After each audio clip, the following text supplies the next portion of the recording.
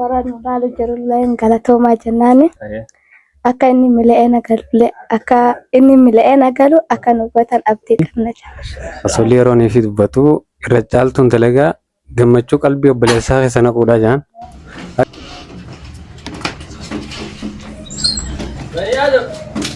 Hossein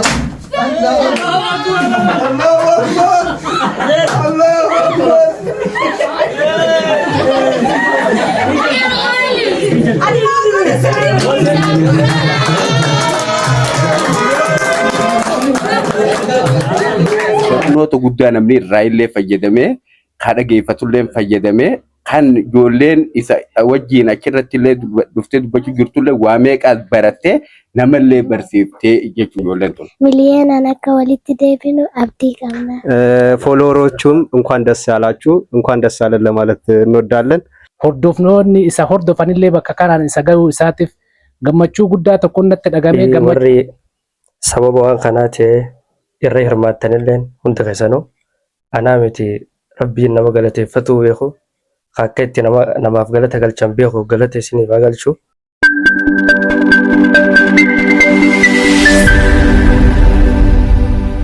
بسم الله الحمد لله الصلاة والسلام على رسول الله صلى الله عليه وسلم خبجمتوتا في هردفتوتا نصر جمال هندي خيسانو بغنغيان أزغيسان سنججا قويا أرانتنا gammachuu obboleessa keenya Nasruu Jamaal obboleessa keenya Nasruu foolowara 100 galuu isaatiin isaaf sarpiraayizii gochuudhaaf asitti walitti qabamne jechaadha.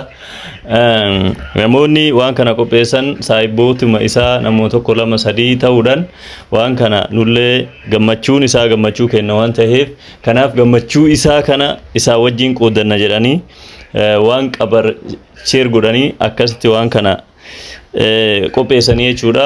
Kana waan ta'eef hundi keenna ammallee daballee fooloo gochuu qabna, daballee sheer fooloo gochuu qabna jechaadha. Obboleessa keenya kana san qofaa miti gama YouTube illeen dhufee jira. Falah YouTube jettanii yoo argattan waa hedduu achi jalaa argachuu dandeessanii barnoota garaagaraa achi jalaa argachuu dandeessa waan ta'eef kanaaf obboleessa keenya jajjabeessuu qabna. Kanaaf jajjabaatuu qabaanis ni jira. akkanatti gartee isaaf irraa quban qabne sarpiraayisii ajaa'ibaa kana qopheeffannee nuti saahiboottan isaa isa eeguu jirra. Kanaafuu obboleessi keenya kuni qubni dhibbi itti xiqqaataa haga gartee miliyoona adeemu qabu obboleessa keenya kun waa'ee shari'aatirraa ijoollee teenya gaaddisa gartee biqiltuu ijoollee teenyaa nu ta'ee nu guddisaa jira. Waa hedduu gartee nu barsiisaa jira. Waa hedduu irraa barachaa jirra. Kanaaf obboleessa keenya arraan tana gartee sarpiraayis godhuu yaana.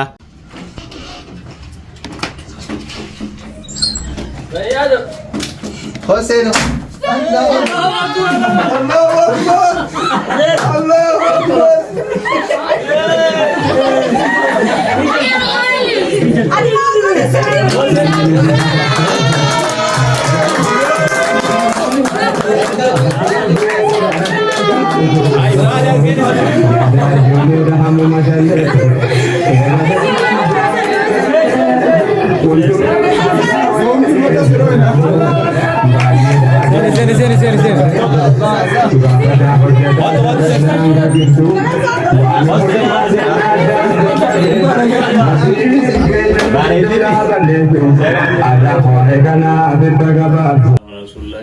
Assalamualaikum warahmatullahi wabarakatuh.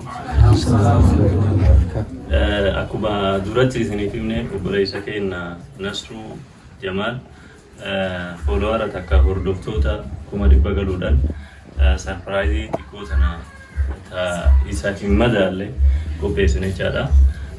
Kanaaf silaa inni akka foolowara 100 gale torbee dabarte guyyaa san gochuu qabna turre garuu immoo haaluma tokko fi wanti hundi xiqqoo walitti mijaa'uu dhabuudhaan hanga inni foolowara amma gara 110 ga'ee jiran fakkaata hangasii deemuu danda'e jechaadha.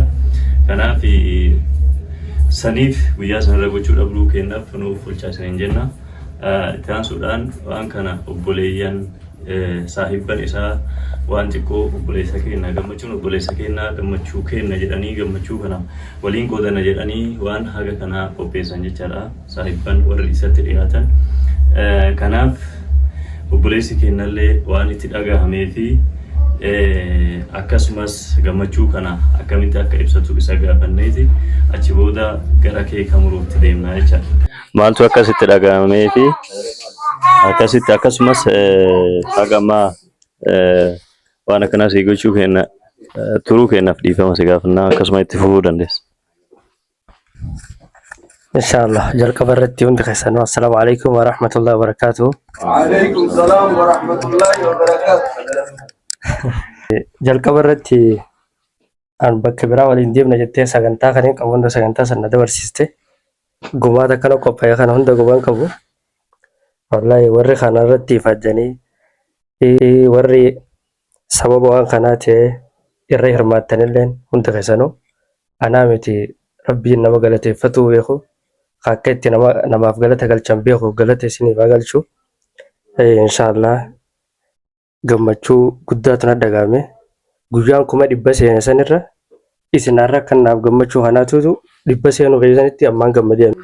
Jalqaba ilma namaa na lakkooftanii kabaja naaf laattanii yeroo teessan qaalii gubdanii guyyaa silaa namni boqonnaa godhu guyyaa silaa maatii fi wajjin mana keessatti boqonnaa dabarsan sababaa kiyyaaf jecha boqonnaa keessan san dabdanii gumaata hagana ga'u asitti akkana naaf gumaachitanii sababaa kiyyaan akkana mashkuula ta'uuf kanaan rabbiin guyyaa boru san galata keessan jannataan isiniif haa deebisu isiniin ja'a. Warra dhiiraatis warra dubartootaatis akkasuma ijoolleen hundi keessanuu galatoomaa ulfaadhaa akkasuma warri foddaa maskootii TikTokii akkasuma Facebook YouTube'aatiin nu ilaalaa jirtan hundi keessanuu sababaa keessan gumaan hundi akkanatti isintu sababaa ta'e galatooma ulfaadhaa isiniin jechuu barbaadna. Warri dhiiraatis warri dubartootaatis biyya adda addaa teessanii ergaa nuti dabarsinu akkasuma dhaamsa nuti isiniif finnu nurraa hordoftanii isiniif taanee saahiba nu godhattanii obboleeyyan nu godhattanii bakka kanaan nu geessaniif galatooma ulfaadhaa isiniin jechuu barbaada. Kanaafuu kana ol wanni haasa'u hin jiru. Rabbiin jazaa keessan jannataan isin haa kafalu galatooma. Takbir. Maashaallah jazakumullahu khairan obboleessa keenya. Inshallah rabbiin tana olitti sillee siifaa dabalu kun akka dalagaa ta'eetiif sitti xiqqaata. Itti aansuudhaan gama keeka muruutitti deemna. Keeka kana immoo albiin na biraan jirti. Si muraanaa miti. Keeka muruun duratti ijoollee dirree miidiyaa kanarra na wajjin bokkisu jirtu if duratti argu jira. Hundillee as jiraatu baatan gariin isaanii as jirani. Warroonni as jalatti argitan kun isaan maal jedhamee beekaman beekan naannoo kanatti. Ustaas Su'aal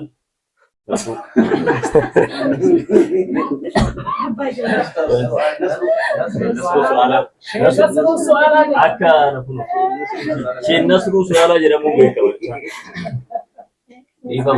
Sheikh Nasruu Su'aalaa jedhamuun beekamanii. Maqaa guddaa agagaara Uhud kan asuma lafa kaayyaddooti. Nasruun wajjiitu gabaabse. Sheikh Nasruu Su'aalaa ummatoota kana horate warroota kanarraa qabee haga hundaatti jechuudha haga nama hundaatti horate. Namni isin hordofu takka namni isin laa 100 ol ga'uu isaatiin ati hagam gammaddisuma yaa. Ayyee kabiraaw kana ol akka dabalanii barbaadu. Dabalaa jee warra silaalaa jiru. Ayyee ati yoo hagam gammadde Suraan gaafata. Guddaa gammadu. ayyee Kana caalaallee dabalaaf jennaan. maashaallah ati yoo Baay'ee tokko kan jirullee galatoomaa jennaani. ayyee Akka inni miila'ee nagalu akka nu gootan abdii qabna jira.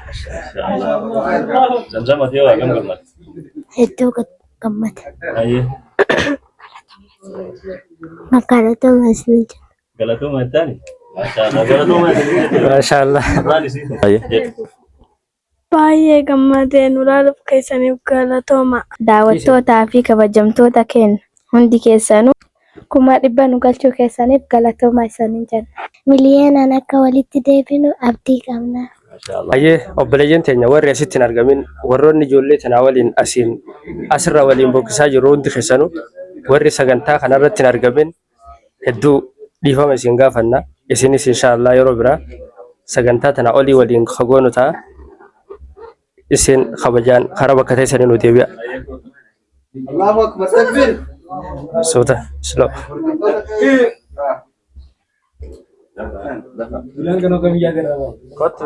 Ammallee inshallah walitti deebinee jira ijoollee teenya dubartoota gara ijoollee dubartootaa finne amma immoo ijoollee dhiiraa warra isaa inni gaafii gaafatee gaafidha yeroo hundaa mataa cinqu keessa warroota lama sadii as jiranii har'allee gaafin nu jalaa naftu ijoollee jaanu amma asitti itti dhufe inni kanaaf amma mee amma gammachuun kan kimee akkamitti dhagama mee maal gammadde inni 100 argachuu 100 seenuu kanaan maaltu sitti dhagama baay'ee takka gammadee jira. Kana olillee akka dabaltaniif abdii qaba. Maashaallah. Bilaal ati hoo maaltu sitti dhagama? Gammadde? Hedduu Hedduu gammadee kana olillee haa dabalnu.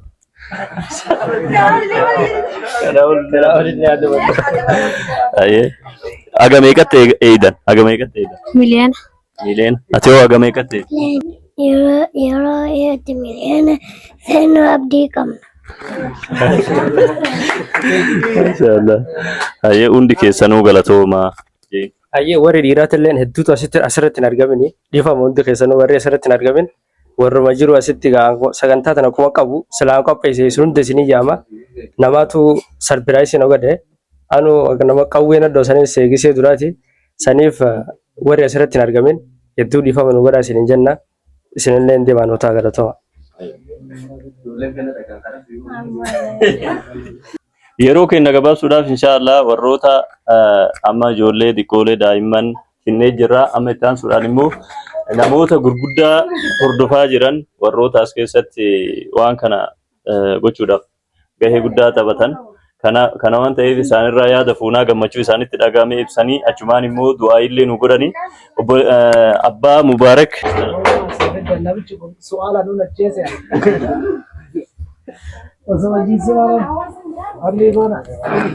Aye, maashaallah. Abbaan Mubaarak illee asitti argamanii jiranii. Namni kun nama gahee guddaa hojii taphatu jiru as keessa. As keessa nama gahee guddaa isaan hojii taphatu jiru. Mee har'allee waan gammachuu itti dhagahame gaafannaa inshallah. Bismillahirrahmanirrahim. Alhamdulillahi rabbil alamin wassalatu wassalamu ala ashrafil anbiya'i wal mursalin amma ba'd. Assalamu alaikum warahmatullahi wabarakatuh.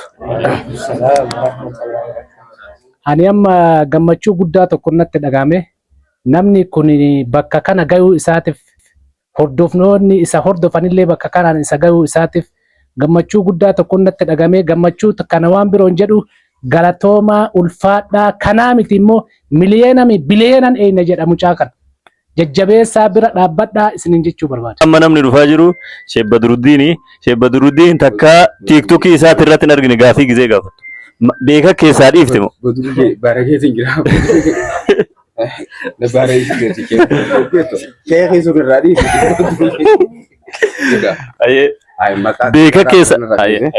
Beeka keessaa dhiifte moo? Isumatu si jalaa dheesse moo? Takkaa nama warra Kaampaalaa kana keessa jiru tokkocha nan bifne. Sheekh Badruu tiiktokii irratti hin argine. Beeka keessaa dhiifte moo jalaa irraa gorcha beeka? Gaafsa warra biyya tana keessaa baqate keessaa hidheefa gaaffii kiyya.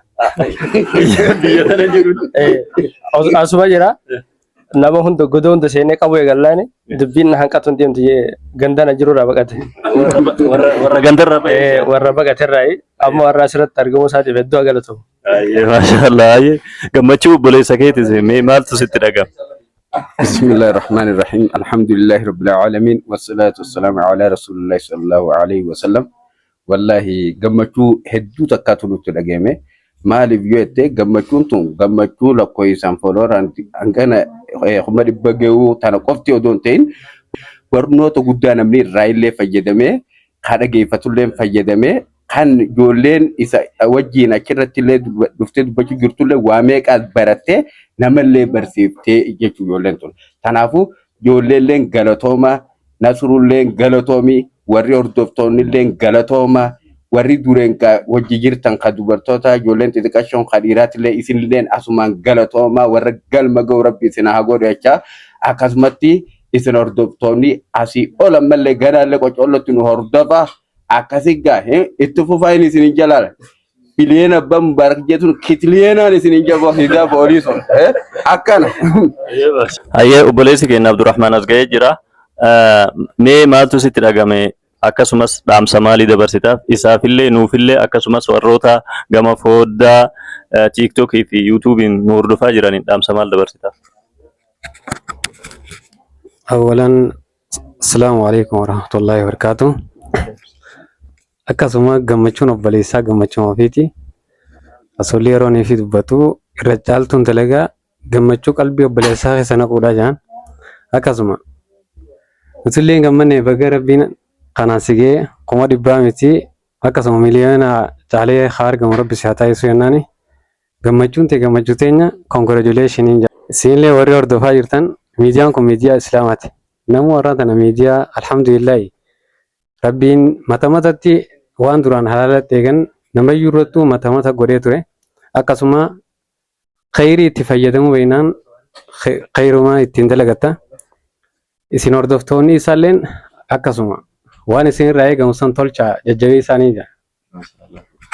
ጀዛኩሙላሁ ኸይራን በለሰ ከና ገለቱ እሺ አሁን ደግሞ በአማርኛ ነው የምናስተላልፈው ኢንሻአላህ ፕሮግራማችን ወንድማችን ነስሩ ጀማል በፎሎወርስ 100,000 ስለገባ ስለዚህ ለዛ ሰርፕራይዝ ለማድረግ ነበር እዚህ የመጣ ነው ማለት እዚህ የተሰበሰብ ነው ስለዚህ እሱ ላይ ምን እንደተሰማ አንድ ወንድማችን እዚህ ይገኛል እስቲ ምን እንደተሰማ እንጠይቃለን እስቲ ለእሱ 100 ስለገባ ምን ተሰማ? ይቅርታ እንግዲህ ቢስሚላህ ሰላቱ ሰላም አላ ረሱልላህ ሰለላሁ ዐለይሂ ወሰለም። ይህ ቀን እንግዲህ እንደሚታወቀው የነስሩ ልዩ ቀን ነው። ለኛም እንግዲህ ደስታችን ነው። 100,000 ኬ በመግባቱ በጣም ደስ ብሎናል።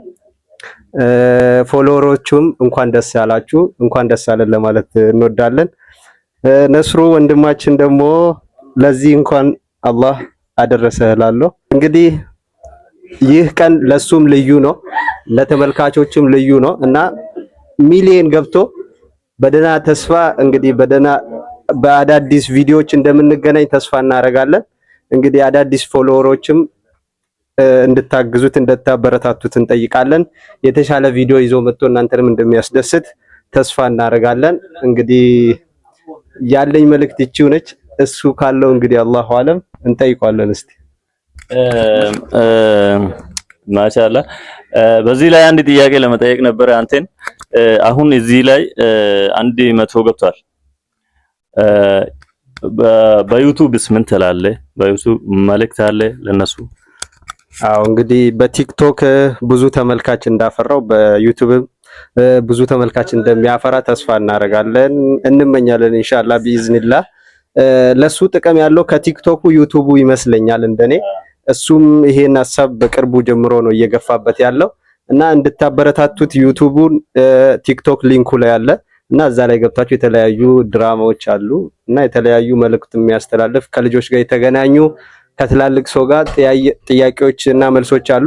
እዛ ላይ ገብታችሁ ደግሞ የተሻለ ትምህርት እንድትወስዱበት ተስፋ አደርጋለሁ። አበረታቱት፣ ሰብስክራይብ ሼር ላይክ አድርጉትና አበረታቱት እላለሁ።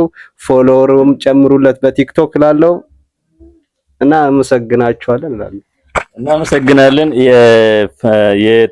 የዩቲዩቡ ስም ፈላህ ዩቲዩብ ይባላል። ስለዚህ እዛ ላይ ሄዳችሁ ፈላህ ቱብ ፈላህ ቱብ ነው። እዛ ላይ ሄዳችሁ ሰብስክራይብ እንድታረጉን እንጠይቃለን በዚህ አጋጣሚ እና እናመሰግናለን ወንድማችን እዚህ ስለመጣ።